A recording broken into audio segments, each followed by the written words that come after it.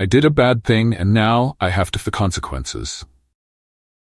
12 years ago, I was just 18 when I went to my cousin's house for a vacation. Something I did every year.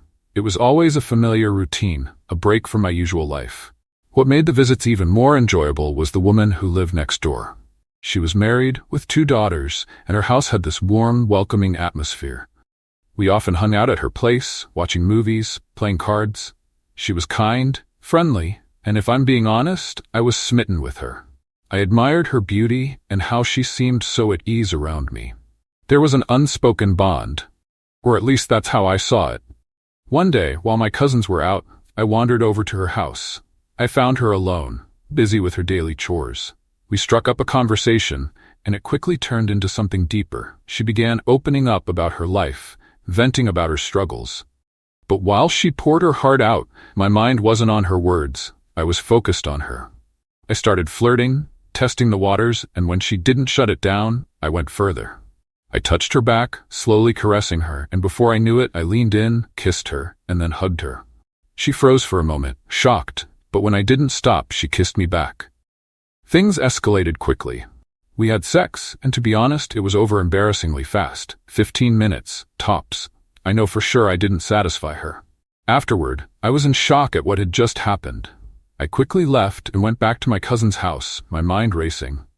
The more I thought about it, the more I panicked. What if her husband found out? What if someone had seen us? I was terrified of the consequences. The next day, I was a nervous wreck.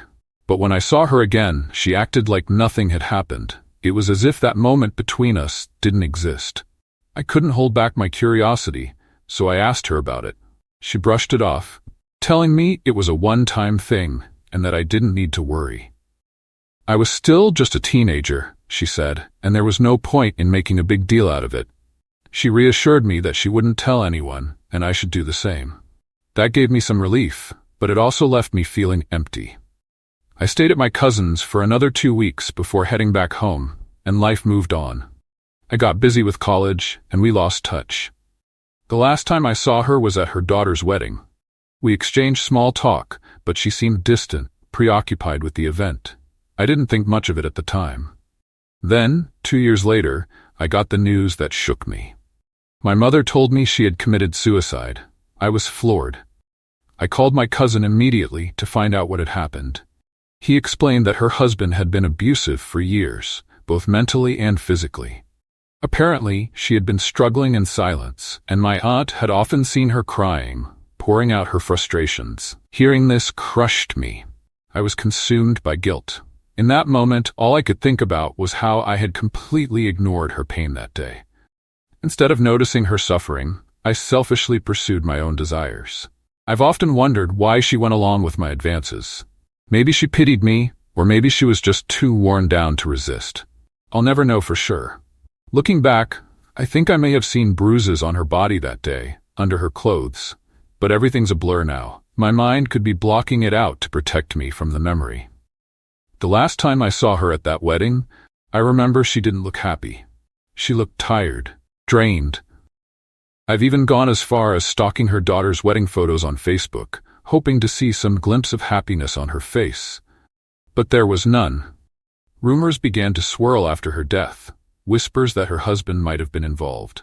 The fact that he remarried just 3 months after she died only fueled the suspicions. In hindsight, I should have seen the signs. I'd seen him lose his temper over trivial things, like a card game, and his anger would boil over even when nothing was at stake. He was controlling with his daughters, and they were clearly afraid of him. It was the kind of fear that, unfortunately, is so normalized where I come from that no one questions it. I even remember one time we got into a heated political argument, and he became so furious that his wife had to step in to calm him down and protect me. Yet, despite these flashes of rage, he could also be charming, even generous, especially when I was around. He'd spend money on food and other things for me, making his darker side easy to overlook. I should have done something. I don't know what, but I should have paid more attention, been more empathetic. Maybe if I had, she'd still be alive. Her death affected me deeply, so much so that during my college years, I turned to self-harm.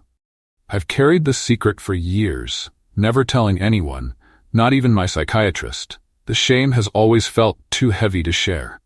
For a while, I thought I had moved past it. I moved to Bahrain for work and tried to start fresh. But just recently, her younger daughter sent me a request on Instagram, and all the memories came rushing back. It feels like I'll be haunted by this guilt for the rest of my life.